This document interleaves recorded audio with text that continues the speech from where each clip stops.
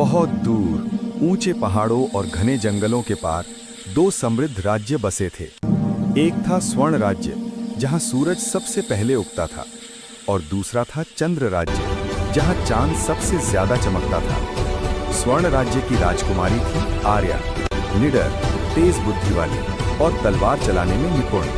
चंद्र राज्य की राजकुमारी थी मीरा, शांत, करुणामयी, जो पशु पक्षियों से बातें किया करती थी। दोनों बचपन से सहेलियां थी।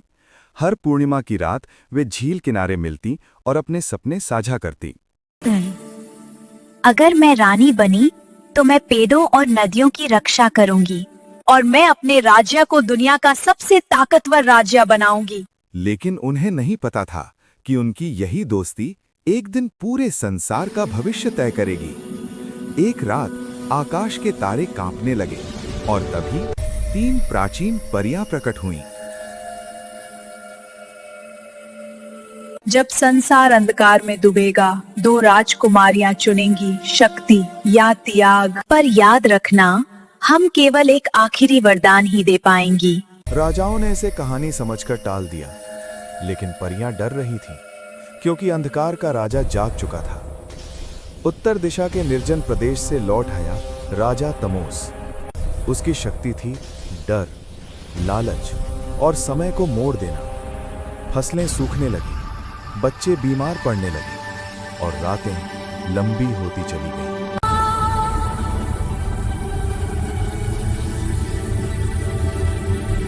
अब बहुत हो गया, हमें युद्ध करना होगा।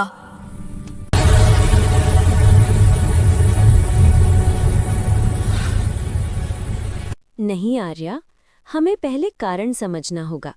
हर अंधकार के पीछे कोई दर्द छुपा होता है। और यहीं से दोनों के रास्ते अलग होने लगे।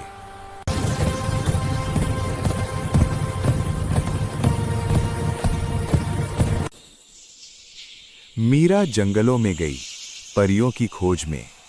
वहां उसे मिली काल परी। तमोस कभी दुस्ता नहीं था मेरा, वह भी एक रक्षक था जिसे दुनिया ने भुला दिया।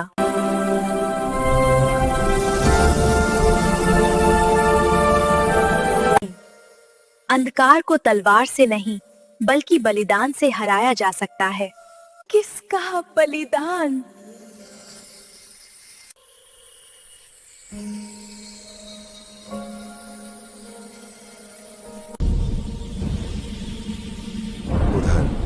आर्या तमोस के किले तक पहुंच चुकी थी।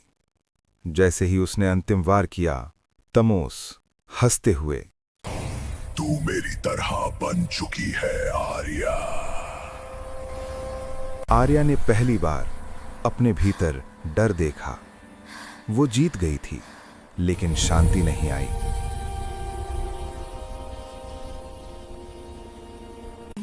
दोनों राजकुमारियां फिर मिलीं। परियां प्रकट हुईं।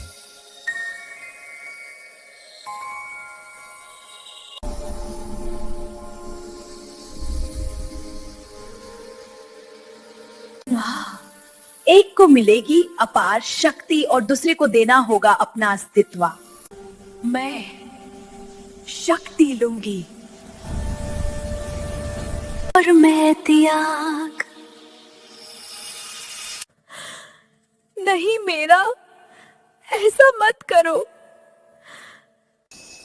लेकिन समय रुक चुका था। मीरा ने धरती को गले लगाया और उसका शरीर प्रकाश में बदलने लगा। अगर मेरी दोस्त सुरक्षित रहे तो और मुझे क्या चाहिए? मीरा प्रकृति में विलीन हो गई, नदी बनकर, हवा बनकर, पेड़ और पक्षी बनकर। और उसी पल तमोस की शक्ति टूट गई। आर्या रोती रही, दिनों तक, रातों तक। उसने राजपाट छोड़ दिया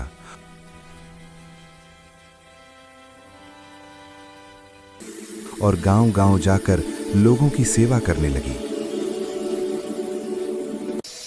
जहां भी वो जाती, हवा में मीरा की हंसी गूंजती है। सालों बाद स्वर्ण राज्य और चंद्र राज्य एक हो गए। जब बच्चे जंगल में खेलते, तो पेड़ उन्हें कहानी सुनाते दो राजकुमारियों की, और वे तारों में बदल गईं।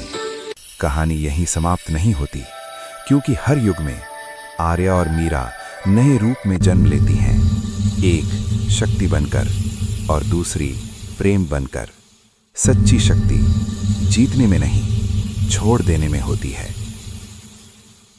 जब तक इंसान हमें याद रखेगा, हम आते रहेंगी।